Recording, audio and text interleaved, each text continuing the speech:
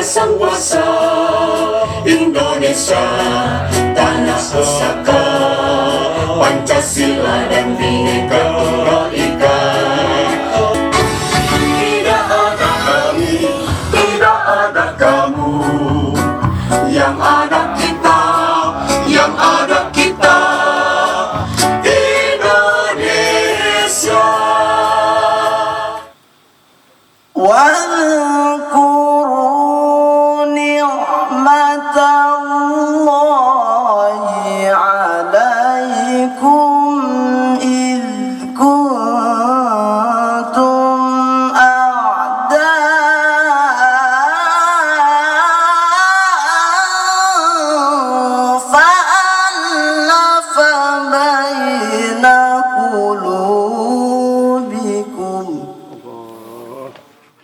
Jadi kalau ada orang independen tuh nggak ada, karena yang independen tuh Tuhan. Kalau istilah keimaman apa mukhalafatul hawadisi qiyamuhu bi nafsihi, qiyamuhu bi nafsihi. Nah, dengan arus ini ketika nasionalisme tidak kemudian digalakkan kembali. Jadi Maman itu orang ikhlas karena gurunya beliau adalah Gus Dur. Gus Dur itu nggak pernah berpikir ketika berkata ada yang mencaci maki. Makanya tadi Pak Ketua Umum dia bercanda, daripada kita mengkafir-kafirkan orang, yang lebih baik itu kita dikafir-kafirkan, sekalipun itu bukan sebuah pilihan. Karena kalau mengkafir-kafirkan orang kita dosa, kalau dikafirkan ya santai, kita bisa tidur, bisa makan enak. Ketimbang kita mencaci maki, lebih baik kita dicaci maki, karena perbuatan mencaci maki adalah dosa. Yang dicaci maki katanya dosanya diambilin kan itu. Jadi santai saja ketika kita dicaci maki. Makanya kenapa kebun kebangsaan? Sekali lagi berangkat dari keprihatinan. Saya hidup di kampung, yang dulu apa gotong royong semuanya. Sekarang ini kan sudah mulai lebih-lebih karena dunia informasi yang tanpa batas. Negara sudah tanpa batas sekarang. Apalagi informasi yang tadi ada di kantong itu webnya. Ada kelompok yang memang punya semangat jihad. Ini yang harus diwaspadai. Isu komunis dan lain-lain. Buat saya gimana ya? Nggak mungkin. Dan Warahmatullahi wabarakatuh. Alhamdulillah wassalatu wassalamu ala Rasulillah Sayyidina Muhammad ibn Abdullah wa alihi washabihi wa ma'al ba'd. Salam sejahtera bagi kita semua. Hadratul Walid Ayahanda Pak Kiai Haji Matin Syarqawi beserta seluruh keluarga besar pesantren Al-Fataniyah yang saya hormati, para pengurus Kerapatan Indonesia Tanah Air, baik dari Jakarta, Pak Sekjen, Pak Aib Zaki yang baru pulang keliling dari Pontianak. Pontianak, dari Rio, Ibu Bendahara dan Ketua Panitia Munas kemarin. Tepuk tangan karena kita sukses.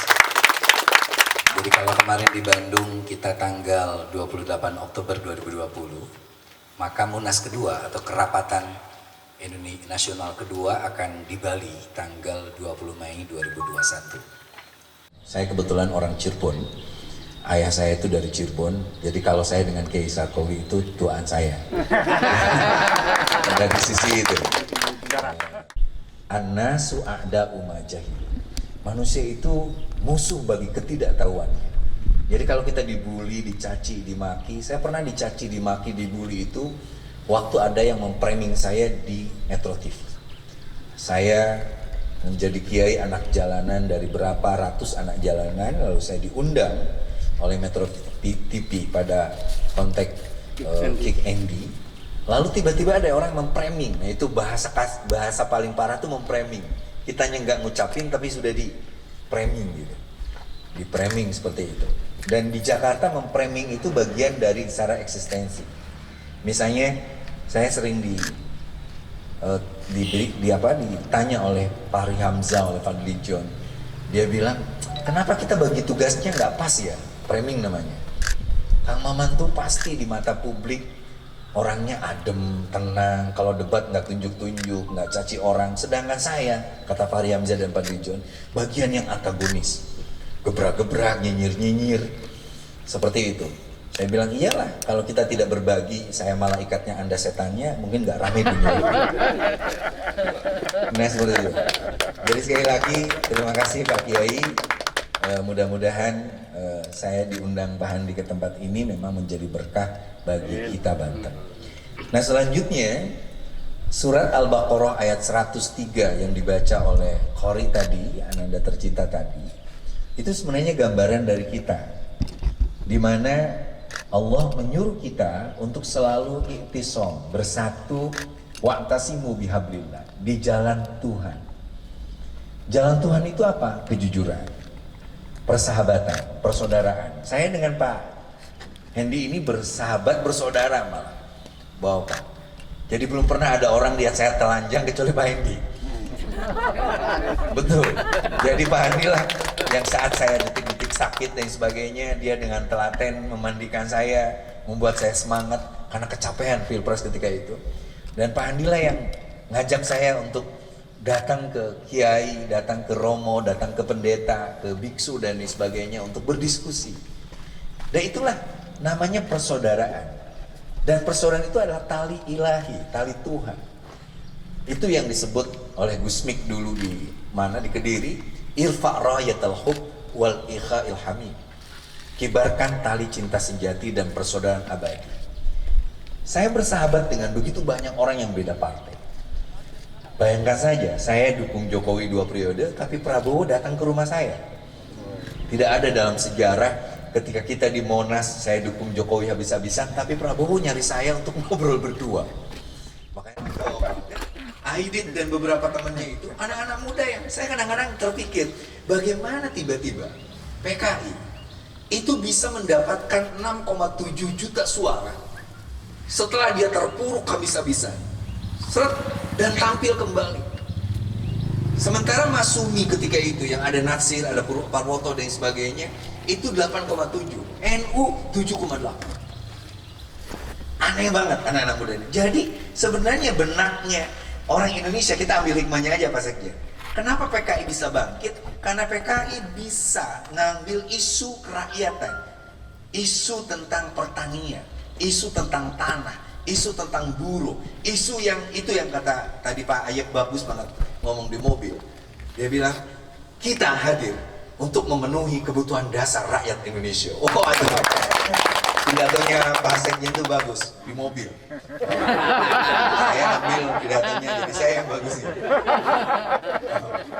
Nah, jadi itu yang harus kita ambil Pak. Kenapa sosialisme itu diterima oleh masyarakat?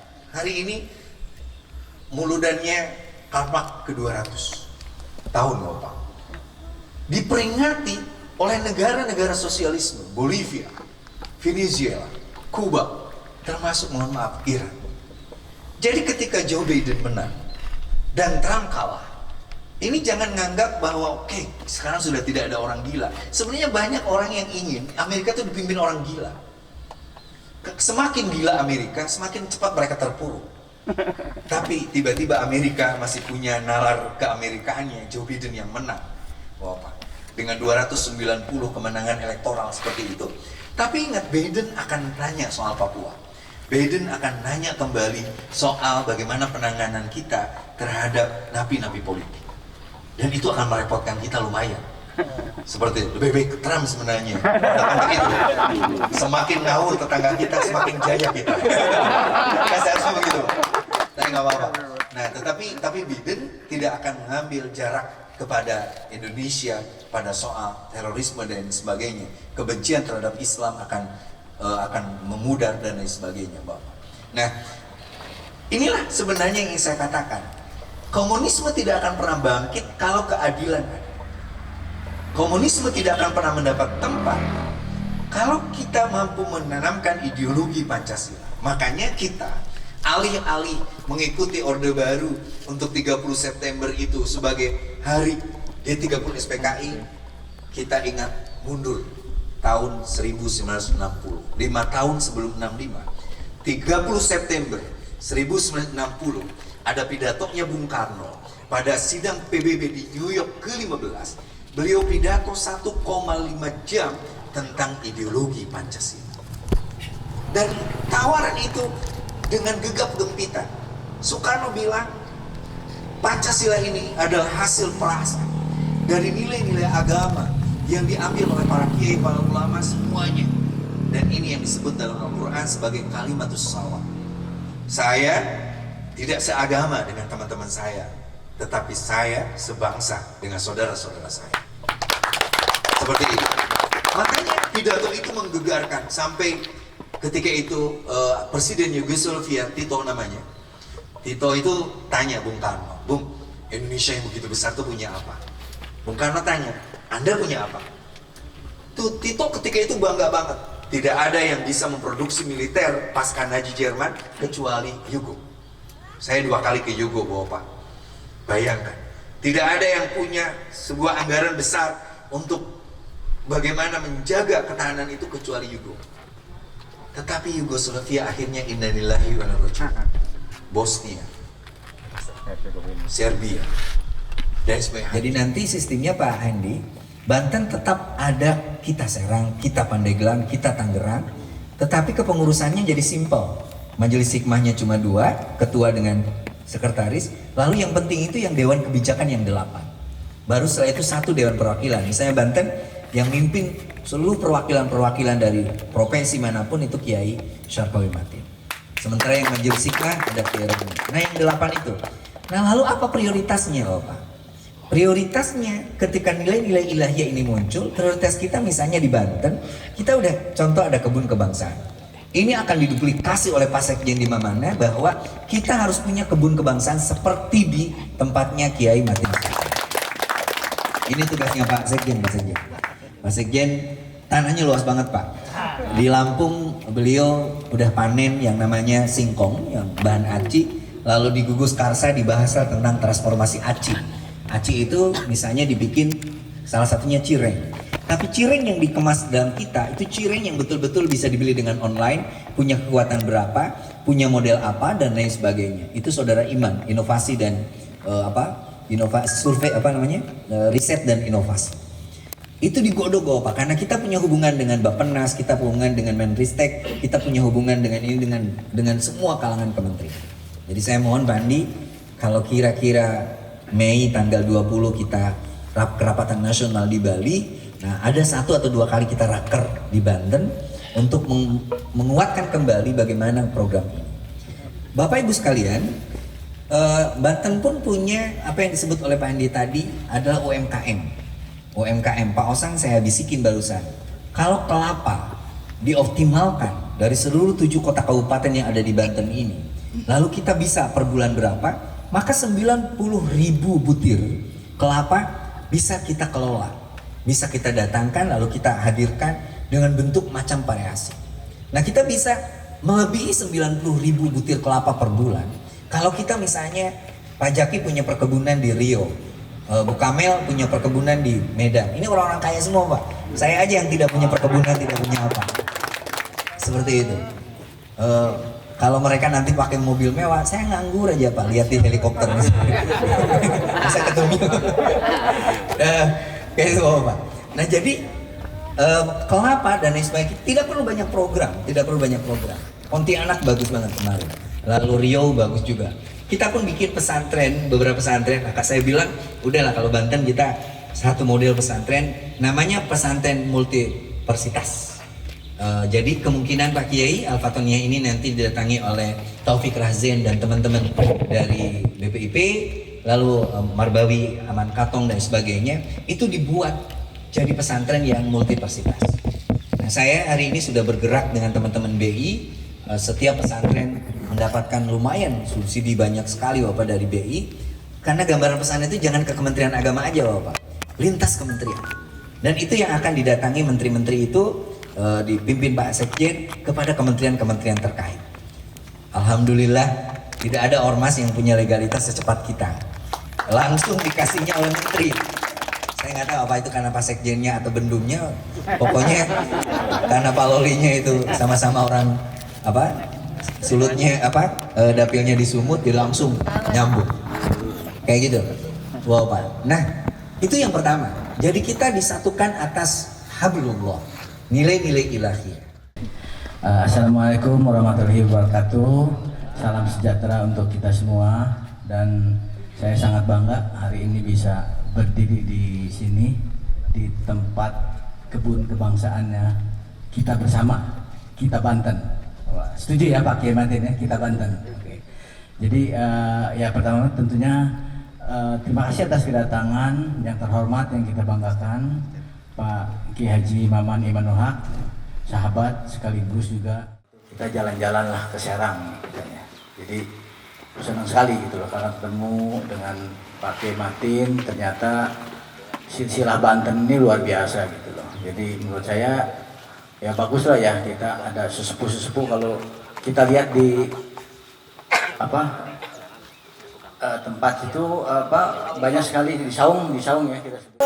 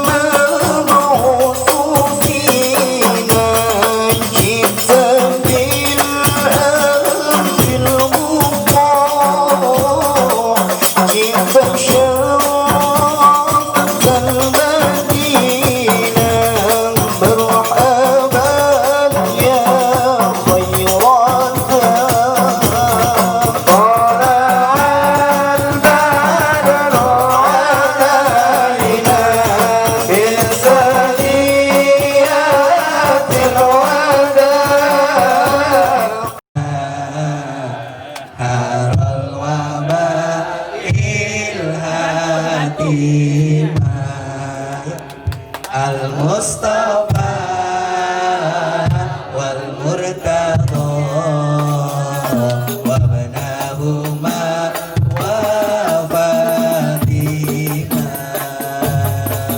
Saat terjadi bencana kita punya 5 jiwa yang menuntun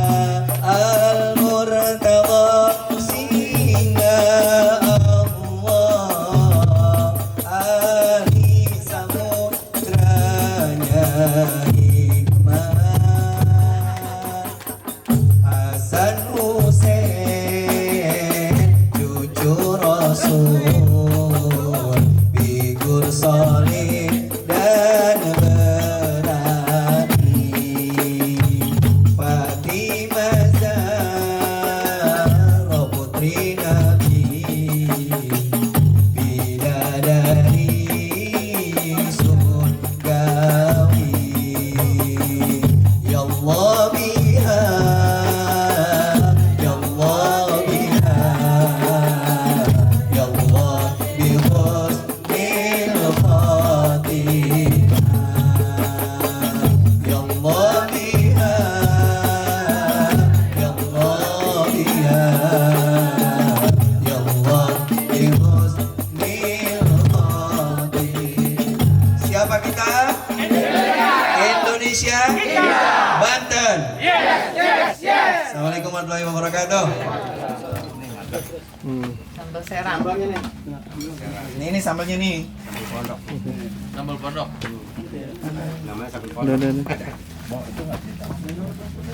Foto ya. Foto kamu. Coba ini sambalnya. Oh ini nih. Laporan. Ini cokrak aja. Cokrak. Mulai. Boleh mulai? Nggak apa-apa nih. Salam Nabi Muhammad.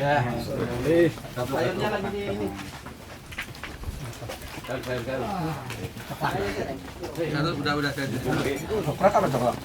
Ini cokrak Pak. Ya apa namanya? Lencah. Ambil lagi. Ini cokrak Iya.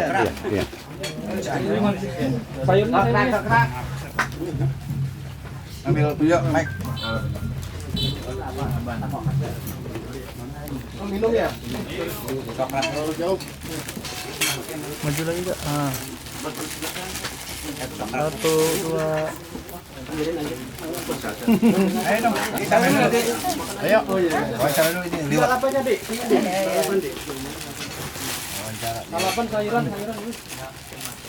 Kita lagi ngeliwat di Serang. Ada. Mau video. Yuk, mulai. Coklat di situ tuh. Hari ini kita lagi ngeliwat di Serang. Siang-siang. Ini namanya apa kalau sih? Ngeliwat. Iya. Ngeliwat ala santri. Makanya sambalnya mantap. Iya, coklat ya. Enggak kecoklat. Ada asam bisa? Sendok. Ada asam kan? Ada asam, saya asam. Mas putuin ya.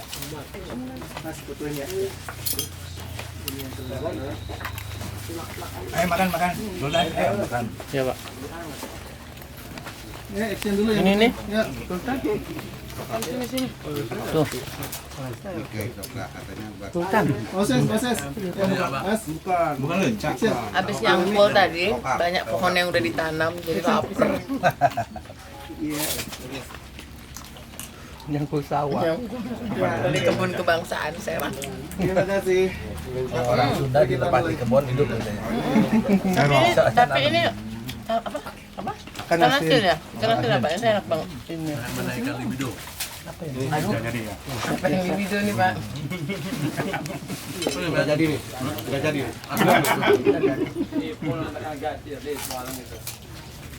Lemuru. Si Amoy dengar libido dia bingung ya. Oh, Nguyang dia. Amoy ini ya. Amoy yang kemarin itu. Oh, sama Bapak ya? Dia masuk ke Serang Pak ya? Ini apa Dia kan main ke Serang. Papirik. Oh ya? Nyaman. Oh, kan asin juga. Kalau ikan di Serang cuma jadi asin ya? Siapa kita? Indonesia. Kita Banten. Yes. Langsung bagus.